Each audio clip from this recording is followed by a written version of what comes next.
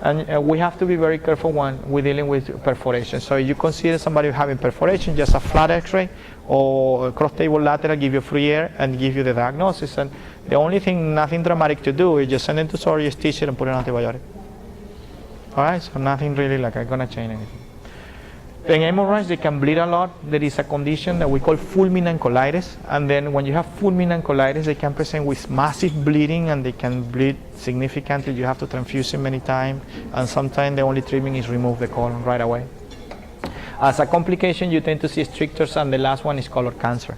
If you don't go into one of these dramatic events, then later on, you can have increased chances to have more complications. The toxic megacolon. This is the formal diagnosis of toxic megacolon. We don't think in toxic megacolon very frequently, but it's something to consider. If you have somebody, okay, with a symptom of colitis, fever, tachycardia, abdominal pain, and you just happen to get a KUB, and you see a dilation, do you know what is the dilation that we're looking to the dilation? It's in the middle of the transverse colon. If you see a dilation of more than 5 centimeters by a ruler or by 6 centimeters, then you say this is highly suggestive of toxic megacolon, so you really need to do something a little more. Put it in the hospital, probably hydrated, because it's a more dramatic situation, but when you start to see this phenomenon, all right?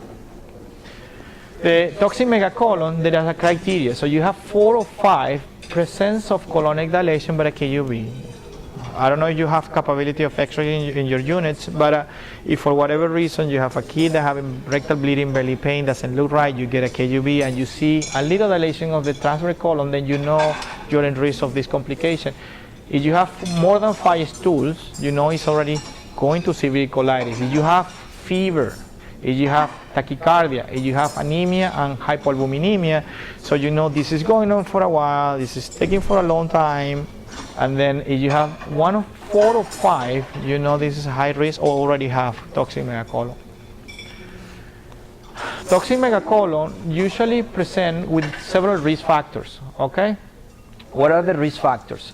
Severe colitis is one of those. It's always present in all of them. But when you have any change in the motility, anything that you can do to change the motility, and then narcotics, anticholinergic, antidiarrheal, antidepressant medication with anticholinergic effect. For example, if you have a patient and then out of the sudden having diarrhea, and then he decides to go to the pharmacist, and then the pharmacist says, you know, we have this medication for diarrhea, take Lomotil. All right, and the bowel change, then the chances to increase toxic megacolon increase. Same thing happened with narcotic. Codeine, you having pain, take this Tylenol 3. Or I'm sorry, let me give you morphine or Vicodin. And then if you have one of those, then the bowel change, and then you tend to have this complication very frequently. And then we don't forget that we still have a lot of patients that have been seen by a psychiatric, and then they put it on this medication, and the incidence is increasing. And if you see that out of the sudden, the patient starts to have rectal bleeding, is taking this medication, and out of the sudden it starts going downhill, is something to consider that is very important, okay? For us, for you, if I put a patient on a steroid, or I have one of your patients on a steroid, and for whatever reason we decide move the steroid, or we decide to move it a little quicker, so wean the medication very quick, then the chances also increase significantly. So if you see somebody with ulcerative colitis, a severe colitis, has been on steroid, it's better just do it slowly, all right? Even though it seems to be a long period, and we're gonna go how long it will be a good idea to wean these patients, huh? Then toxic megacolon, the treatment immediately when you have one of these presentations, then surgical evaluation. Surgical evaluation is very important the first day, okay? Then he has to have everything you usually do, stool culture, C. diff toxin testing. Then he has to have some fluid resuscitation, antibiotic and steroid. That's the combination need to happen immediately, nothing through the mouth. And after that, if you think it's not getting better, you say you put high doses steroid and you say MPO, you resuscitate it, you do nothing really growing, and then it doesn't get better, then there is a new medication immediately you can put it on infliximab. All right? Does somebody know about this infliximab or Remicade? Infliximab is a chimeric medication. Chimeric means it's done by the human combination with the horse. So antibodies coming from the horse with human combination. And then what happened, this medication, it blocked it's an anti-TNA alpha. What it does mean, it means that it blocks the inflammation. So you put it on this medication and you knock down the inflammatory system and the immune system completely. All right? And then if the inflammation is there, everything's going to cool off very quick. And this patient really, when you do the infliximab infusion, they can say after 12 hours of the infusion, they feel like a 100% better. It's a very good medication, but with this medication comes high risk, and one of the risks are infections. So you can have, if the patient has tuberculosis, he can develop disseminated tuberculosis. Aspergillus, he can have meningitis for Aspergillus. So it's a very good medication, but it has a high risk. And the other problem that we have with this is the allergic reaction. Low, very low, not to be scary about it, but it has been present, and patient that it can develop an anaphylactic reaction to that. Then, if you cannot use infliximab, then we go to this medication that we used to use for transplant patients. So you immunosuppress these patients significant enough so the inflammatory system cool off. When you cool it off, the symptoms after they're going to improve and you save the colon.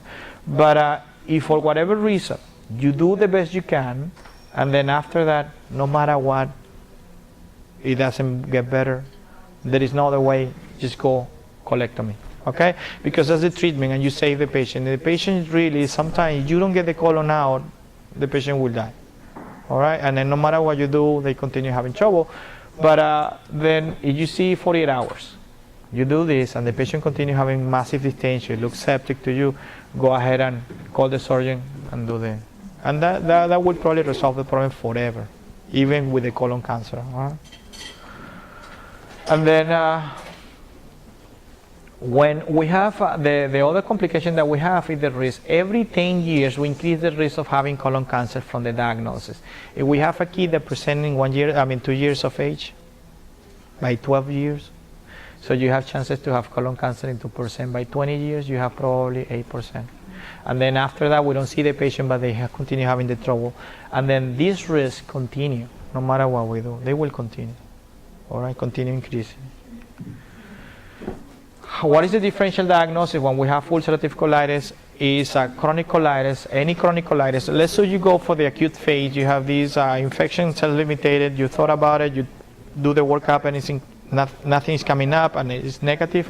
And then you have these chronic colitis. Crohn's colitis, still indeterminate colitis, more specific disease, lymphocytic colitis and eosinophilic colitis. It's a, you know, there is a new diagnosis that we're calling eosinophilic esophagitis. Okay, eosinophilic colitis belongs to one of the group of diseases. There's inflammation in the bowel producing colitis, and it can present from the esophagus down to the colon. Then we have infectious etiology, bacteria. This is Campylobacter, Salmonella, Shigella, E. coli, Yersinia, the standard culture. Then you have Staphylococcus aureus, Neisseria gonorrhea, Treponema pallidum, tuberculosis, still there, and C. diff colitis. Viral, I mentioned before, few of them, CMV, herpes virus, HIV, adenovirus is also very common in a little immunosuppressed patient. You have a kid that have a kidney transplant, then increase the chances to have one of viral infection, very complex to treat. And then parasitic infection, usually entamoeba histolyticus, and I don't know, but here in McAllen, I send the stool studies frequently. Most of the time they come back negative, but they go to Mexico and they find it always. Yes. Why is that? Why is that? but here, I don't know what happened, but it's different. Just crossing the border, you tend to see these. I mean, same patient here. You saying the patient went to Mexico, they treat it. You know, and I say, what are we doing here?